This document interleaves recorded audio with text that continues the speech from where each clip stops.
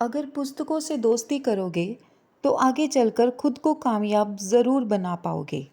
विश्व पुस्तक दिवस 23 अप्रैल को मनाया जाता है। पहला विश्व पुस्तक दिवस 23 अप्रैल 1995 में मनाया गया। पुस्तक दिवस को किताबें पढ़ने, लिखने, ट्रांसलेट, पब्लिशिंग और कॉपीराइट के महत्व को दर्शाने के लिए खास तौर पर मनाया जाता है।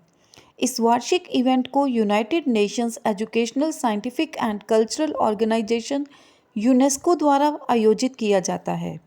आज विश्व पुस्तक दिवस के अवसर पर मैं आपको सारांश कैसे लिखते हैं ये बताऊंगी। सबसे पहले जान लेते हैं सारांश यानी समरी क्या है। वास्तव में जब किसी एक विषय को संक्षिप्त शैली में लिखा जाता है तब वह सारांश कहलाता है। इसमें किसी शीर्षक का होना आवश्यक नहीं, केवल महत्वपूर्ण तथ्यों को अपनी भाषा में प्रस्तुत करना होता है। मूल में जो बात विस्तार से कही गई है, सारांश में उतनी ही संक्षेप में कहनी पड़ती है।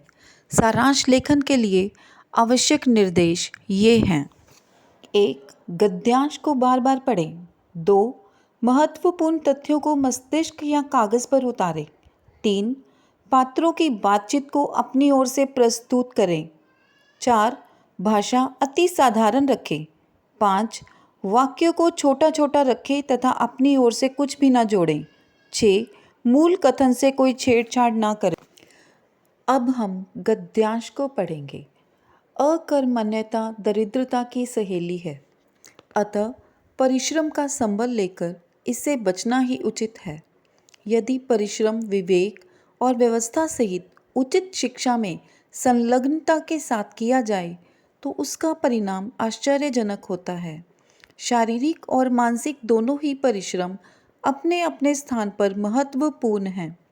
दोनों के सम्मेलन से एक पूर्ण परिश्रम का निर्माण होता है। दोनों के सहयोग एवं समन्वय से ही जीवन सुखमय एवं पूर्ण हो सकता है।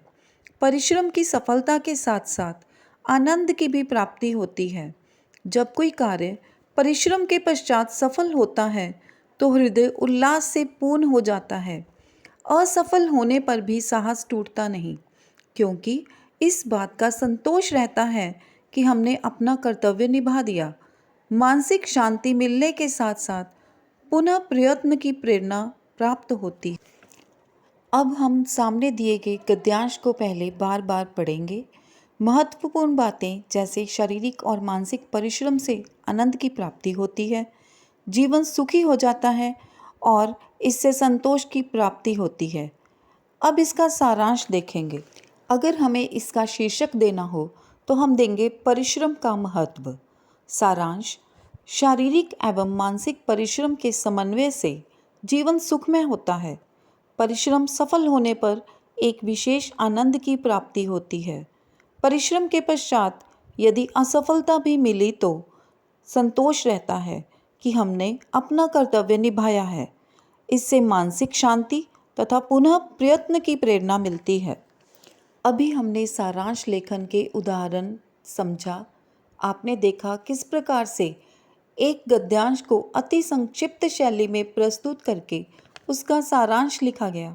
मैं आशा करती हूँ कि आपको यह लेख ज़रूर पसंद आया होगा और उम्मीद है कि सारांश लेखन को अच्छे से समझने में आपको काफ़ी मदद मिली होगी। धन्यवाद।